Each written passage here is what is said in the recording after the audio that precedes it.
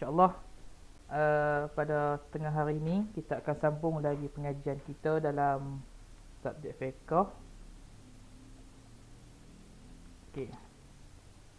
Jadi mula lepas kita dah tengok tentang kedudukan imam dan makmum, betul tak? No? Kita dah tengok kedudukan imam dan makmum. Jadi hari ini kita akan sambung lagi pengajian kita, masih lagi dalam tajuk solat berjemaah. Jadi buka muka surat 31. Semua buka muka surat 31. Baik, sebelum kita mula kelas, kita akan buka kelas kita dengan baca surah Al-Fatihah dan juga doa Al-Fatihah. A'udzubillahi minasyaitonir rajim. Bismillahirrahmanirrahim. Alhamdulillahirabbil alamin, arrahmanir rahim, maliki yaumiddin. Iyyaka na'budu wa iyyaka nasta'in. Ihdinas siratal mustaqim. Siratal ladzina an'amta 'alaihim ghairil maghdubi 'alaihim waladdallin. Amin. Kita tangan. Bismillahirrahmanirrahim. Alhamdulillahirabbil alamin, wassalatu wassalamu ala asyrafil anbiya'i wal mursalin wa ala alihi wa sahbihi ajma'in. Allahumma iftah alaina hikmataka wanshur alaina min khazaini rahmatika ya arhamar rahimin. Rabbana zidna ilman nafi'an warzuqna fahman nabiyyin wa ilhamil malaikatil muqarrabin. Allahumma faqihna fid din wa 'allimna ta'wil wahdina ila siratikal mustaqim. صراط الذين أنعمت عليهم من النبيين والصديقين والشهداء والصالحين وحسن أولئك رفيقا يا أرحم الراحمين. اللهم اجعلنا من الناجحين والفائزين والممتازين في كل امتحان في الدنيا والآخرة يا الله يا الله يا الله. افتح قلوبنا فتوح العارفين. ربنا آتنا من لدنك رحمة وهيئ لنا من أمرنا رشدا. ربنا آتنا في الدنيا حسنة وفي الآخرة حسنة وقنا عذاب النار. وصلى الله على سيدنا محمد والحمد لله رب العالمين. Baik, insyaAllah kita akan sambung lagi pengajian kita. Nah, jadi kita akan sambung dengan hikmah solat berjemaah. Nah, hikmah solat berjemaah. Okey. Jadi apakah dia hikmah ataupun yang kita dapat pelajari daripada solat berjemaah ni, hikmah solat berjemaah. Okay, tujuan atau hikmah solat berjemaah bagi solat fardu, solat Jumaat yang sembahyang hari raya dan lain-lain ialah, yang pertama, untuk menegakkan syiar Islam di mana sahaja walau di mana pun umat Islam berada. Okey. Yang pertama, tujuan ataupun hikmah solat berjemaah ni ataupun solat Jumaat ataupun solat hari raya, no, di syariat ialah untuk apa? Untuk menegakkan syiar Islam, menegakkan syariat Islam. Sebab apa? Sebab tak kiralah berada di mana pun, selagi mana ada orang Islam, kita boleh solat berjemaah. Kita ada di Perak ke, di Perlis ke, di Selangor ke, selagi mana ada masjid, ada orang Islam, kita boleh menunaikan solat berjemaah. Walaupun kita tak kenal orang tu, contoh kita pergi masjid. Kita pergi masjid, lepas ambil wuduk, kita tengok ada orang lain. Ada orang lain nak solat juga. Jadi kita pergi kat dia, kita solat berjemaah dengan dia. Walaupun kita tak kenal dia. Kita tak kenal dia, tapi kita boleh solat berjemaah dengan dia. Sebab apa? Sebab dia orang Islam. Tu nak abang kata, Islam ni sangat menjaga hubungan sesama orang Islam. Kita ni kena jaga hubungan sesama orang Islam walaupun dengan orang yang kita tak kenal. Sebab apa? Sebab dalam satu hadis Rasulullah SAW menyatakan bahawa satu hari seorang lelaki, ada seorang lelaki. Seorang lelaki ni dia mai jumpa Rasulullah SAW.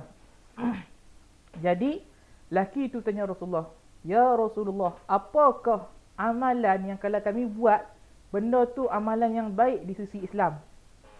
Kan, lelaki tanya Rasulullah. Jadi Rasulullah jawab apa? It'amu ta'am wa ifsya'us salam ala man arafta wa man lam ya'raf. Maksud dia apa dia? Amalan yang kita buat ni ialah amalan yang baik di sisi Islam. Yang pertama, Rasulullah kata apa? Bagi orang makan. Nah, menyediakan makanan kepada orang lain, jamu orang makan. Contoh dia apa dah? Bak kenduri ke, belanja orang makan ke, itu ialah satu amalan yang baik di sisi Islam. Islam mengajar kita, kalau kita ni ada kemampuan ataupun kita ni kaya sikit lah, senang sikit, kita digalakkan untuk kita ni buat makan, masak makan, jamu ke orang. Tak semestinya bak kenduri. Contoh hari ni mak kamu masak. Kan mak kamu masak hari ni, dulu tu bubuh semangkuk. Lok satu mangkuk kan. Lok hamak masak sebuah semangkuk, hantar pergi kat rumah jiran. Assalamualaikum. Ni ada lauk sikit mak masak ni, ambil lah kan. Abang makan. Lepas tu jiran pun dia ambil mangkuk tu, dia tukar bekas, dia bagi balik lauk. Macam tu lah hidup dalam suasana Islam. Hidup dalam suasana Islam, menjaga hubungan silaturahim. Menjaga silaturahim, iaitu dengan cara kita memberi makan kepada orang lain. Itu ialah satu amalan yang baik di sisi Islam. Yang kedua ialah wa isya'us salam ala man arafta wa man lam ya'raf, iaitu menyebarkan salam, memberi salam kepada sesiapa yang kamu kenal ataupun tak kenal. Di sini kita nampak ni kan, solat berjamaah ni tak semestinya kita buat dengan orang yang kita kenal je. Tak semestinya kita ikut imam yang kita kenal je. Kan? Contoh kita kenal imam Masjid Nakor kan, kalau kita kat Nakor, kita kenal imam Masjid Nakor. Tak semestinya kita kena solat berjemaah dengan imam Masjid Nakor. Dengan imam Masjid Kondarang pun kita boleh solat. Selagi mana dia tu orang Islam. Jangan jadi makmum dengan orang India pula, orang agama Hindu pula. Tengok pi kuil, pi jadi mayang itu ikut depa, tak kena, salah.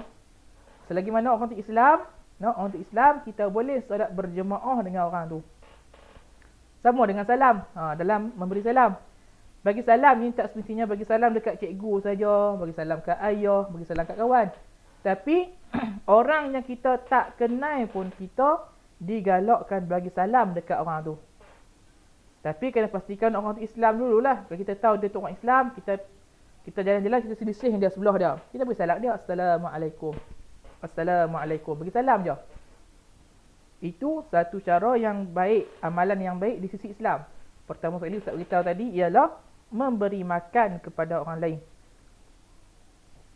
Kalau kita berkongsi makan, contoh kita beli nasi lemak sebungkus. Kan kita beli nasi lemak sebungkus, kita tengok kawan kita nasi tak ada, kita kesal dia, kita panggil dia, "Mai ni kita share orang nasi." Kita share. Share tu pun dikira sebagai memberi makan. Memberi makan, bak kenduri, itu amalan yang baik. Yang kedua ialah menyampaikan salam ataupun beri salam. Assalamualaikum. Bagi salam walaupun dekat orang yang kita tak kenal. Tapi kalau di Malaysia ni amalan memberi salam kepada orang yang tak kenal ni rasa macam pelik lah kan. Jadi pelik, kita je segan nak bagi salam dekat orang yang kita tak kenal. Sedangkan kalau di negara Arab ni, kalau di Mesir sendiri pun, kalau di Mesir dulu ni ustaz ni, depa amalan bagi salam tu sangat-sangat hidup lah kata. Ustaz ni walaupun ustaz ni orang Malaysia, depa tak kenal ustaz pun. Tengok hidung betul orang, hidung ni hidung orang Melayu. Bukan hidung orang Arab, hidung tinggi, hidung mancung. Ustaz ni hidung kembang kan. Hidung Melayu, tahu dah hidung jambu ni. Tapi bila ustaz jalan sebelah depa beri salam, Assalamualaikum. Ustaz pun jawab salam, Waalaikumsalam, kan. Jadi benda tu dia sampai ustaz sendiri pun terbawa dengan suasana tu. Ustaz kesisih depa, ustaz kesisih orang Arab ni. Ustaz tak kenal dia pun, tapi ustaz jadi beri salam dia, Assalamualaikum. Assalamualaikum. Beri salam. Budaya memberi salam dekat orang yang kamu kenal ataupun tak kenal. Tapi dengan syarat bagi salam dekat orang Islam lah. Jangan bagi salam dekat orang bukan Islam lah. Dia pun akan tahu jawab apa pun lagi. Kena bagi salam dekat orang Islam. Itu yang pertama. Tujuan salat berjemaah ni ialah nak menegakkan syiar Islam, iaitu ataupun kita nak menegakkan apa syariat yang Allah beri kepada kita. Yang kedua, untuk menyatu padukan masyarakat Islam supaya mereka dapat berkenal-kenalan dan beramah mesra. Hikmah salat berjemaah ni juga ialah untuk kita nak merapatkan hubungan ataupun menyatu padukan hubungan sesama orang Islam. Untuk kita berkenal-kenalan. Sebab apa? Sebab pernah sekali ustaz macam bermusafir lah, ustaz pi ke mana ustaz tak ingat dah. Masa ustaz singgah semayang di masjid. Bila ustaz singgah semayang di masjid, kebetulan Kebetulan waktu tu tok imam depa tak mai. Tok imam tak mai.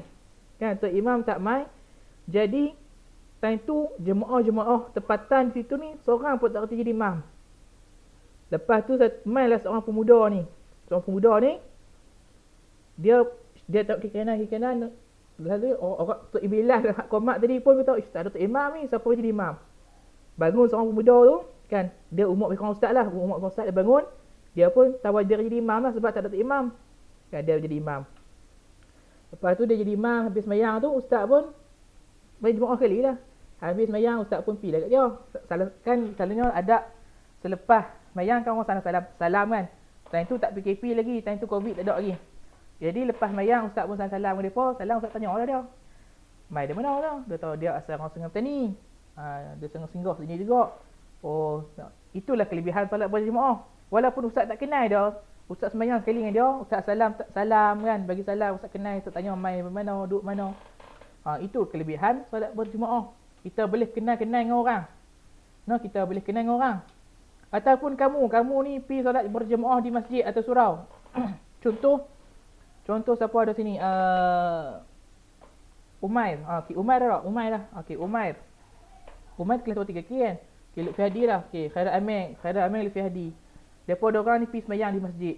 Kan? Lutfi Hadi dengan Khairat Amir pergi sembahyang di masjid. Lepas tu orang tengok bagusnya budak-budak tu main sembahyang di masjid. Habis sembahyang lagi depa main. Orang tua tu main tanya, "Ni cek ni duduk mana ni? Oh, anak siapa? Cucu siapa?" Betul tak? Dapat akan tanya, dapat akan kenal dengan kita. Itu kelebihan solat berjemaah.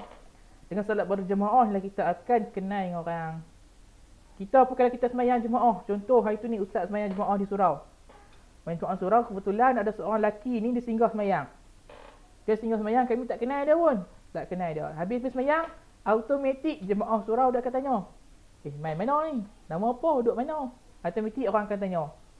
Itulah hikmah solat berjemaah. Dia akan membuatkan kita ni akan berkenal-kenalan dengan orang yang kita tak kenal. Itu akan menguatkan hubungan silaturahim sesama orang Islam. Okay. Yang ketiga, hikmah solat berjemaah ialah untuk membentuk mereka sebagai umat yang berdisiplin dan mematuhi apa yang telah ditetapkan dalam peraturan dan hukum, yakni antara imam dan makmum. Okay, dalam solat jemaah tu juga mengajar kita supaya kita ni hidup dalam keadaan berdisiplin dan mengikut ataupun patuh kepada pemimpin. Okay. Sembahyang jemaah ni kena ada disiplin tak? Kena disiplin. Kalau nak sembahyang jemaah kena main masjid awal, mana boleh main masjid lewat. Betul tak? Jadi di situ dia mengajar kita supaya berdisiplin, menjaga masa. Kalau kita nak solat berjemaah di masjid, kenalah pergi awal. Jangan lepas sejam pun nak pergi. Memang orang tak ada lah, tok imam tak ada lah. Orang tak ada, tok imam pun tak ada. Ni lepas sejam pun nak pergi masjid, memang tak ada lah. Jadi makna kata, solat berjemaah ni mendidik kita supaya menjaga masa. Kalau nak solat berjemaah, kena pergi awal. Lepas tu yang kedua, disiplin apa? Disiplin dari segi menjaga barisan. Contoh kat sekolah kita ni, di sekolah kita ni beratak tak sama. Tapi disebabkan kita ni selalu pergi masjid, tok imam selalu suruh kita ni luruskan saf. Saf tu barisan lah. Saf tu barisan. Jadi dengan kita membetulkan saf, kita membetulkan barisan kita, dia mendidik kita ni supaya menjaga barisan kita dengan elok. Sebab apa? Sebab Allah ni menyukai orang yang menjaga barisan dia. Sebab dalam surah As-Saff, Ustaz, kan, Allah beritahu Allah menyukai orang yang berjuang di jalan Allah ni. Orang yang berjuang di jalan Allah dalam keadaan barisan yang kukuh. Barisan yang kukuh, susunan barisan yang kukuh seperti mana susunan bata. Kamu tengok bata tu, susun elok tak? Bata bangunan sekolah kita. Depa susun bata tu sama elok tak? Sama elok. Bayangkan kalau bata tu tak sama elok, silat hari bulan bangunan tu boleh runtuh. Macam itulah jemaah kita. Kalau kita barisan saf kita tak sama, agak-agak jemaah kita ni kuat tak? Agak-agak ada pergaduhan tak dalam jemaah kita?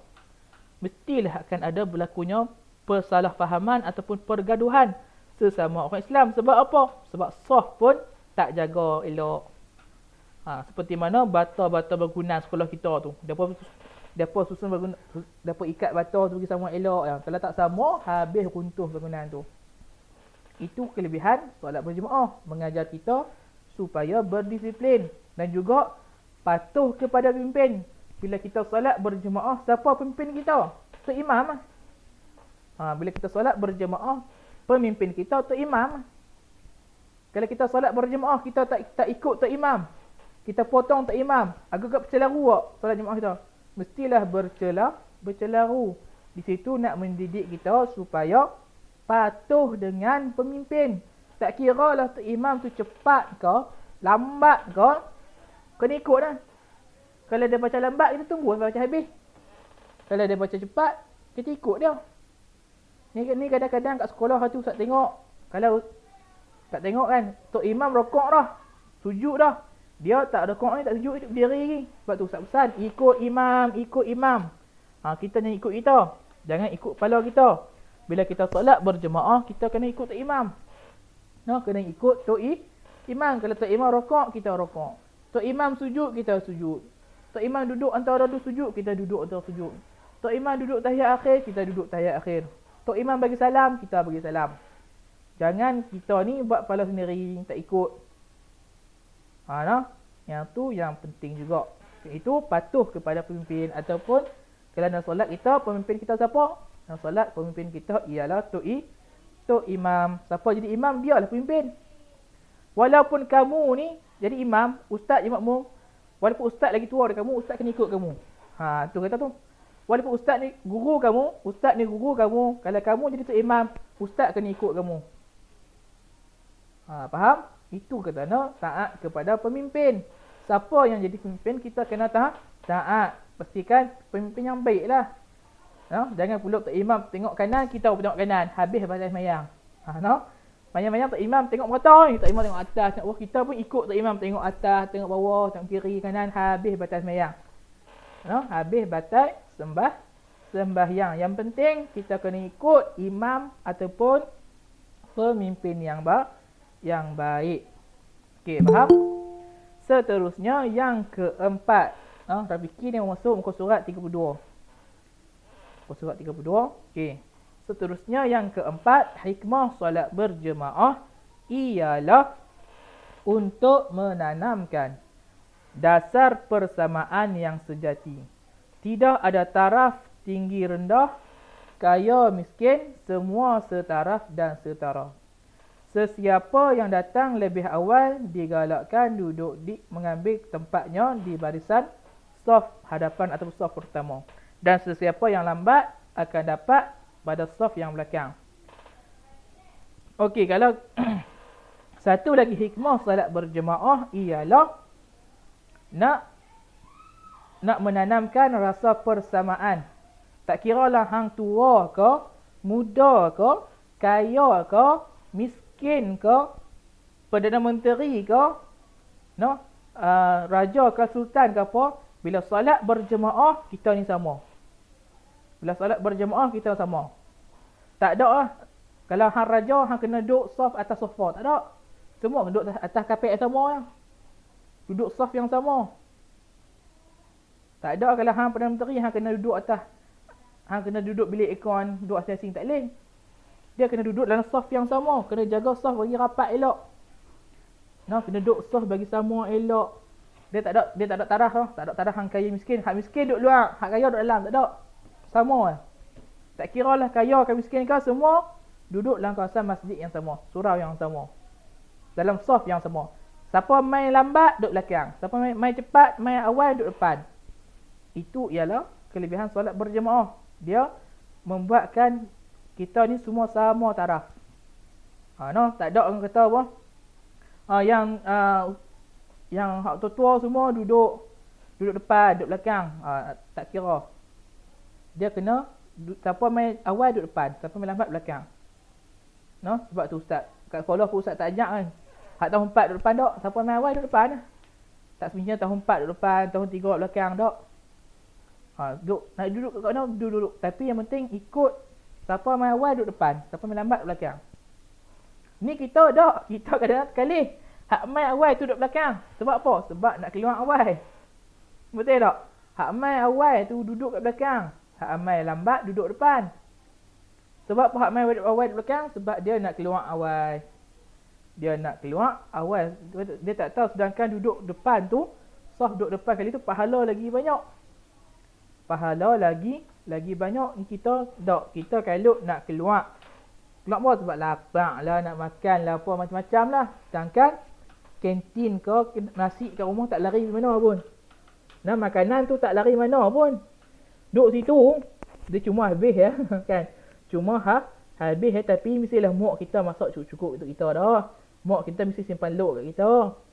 Dekat sekolah pun kantin makcik tu masak lok cukup lah. Tak ada yang lok tak cukup, makcik kira cukup dah. Hari ni main porang semua, makcik kira. Kan, kira main porang semua main. Kira siap-siap dah, cukup untuk kamu semua. Tak payah kalut lah, no? Tak payah kalut. Yang penting kita kena selesaikan dulu urusan kita dengan Allah. Bila kita selesaikan dulu urusan kita dengan Allah, Allah akan jaga urusan kita. Faham? Faham tak? Faham. Okey, baik. Sekarang Ustaz tanya, ada apa-apa tanya tak? Ustaz rasa cukup sekat ni dulu. Itu tentang hikmah solat berjemaah. Ada apa-apa soalan tak? Nak tanya? Ada soalan tak nak tanya? Tak ada ah? Okey, semua tak ada soalan. Okey, Ustaz rasa sekadar itu saja pada Ustaz pada tengah hari ini. Jadi mudah-mudahan kamu semua memperoleh sedikit sebanyak ilmu yang disampaikan. Mudah-mudahan Allah membuka pintu hati kamu untuk menerima ilmu yang bermanfaat. Yang mana yang tak elok tu daripada Ustaz, kamu tinggal, kamu buang je jauh, nah. Jadi Ustaz ucapkan tahniah dan terima kasih kepada kamu semua yang menghadiri kelas pada tengah hari ini. Jadi sekian, Assalamualaikum warahmatullahi wabarakatuh.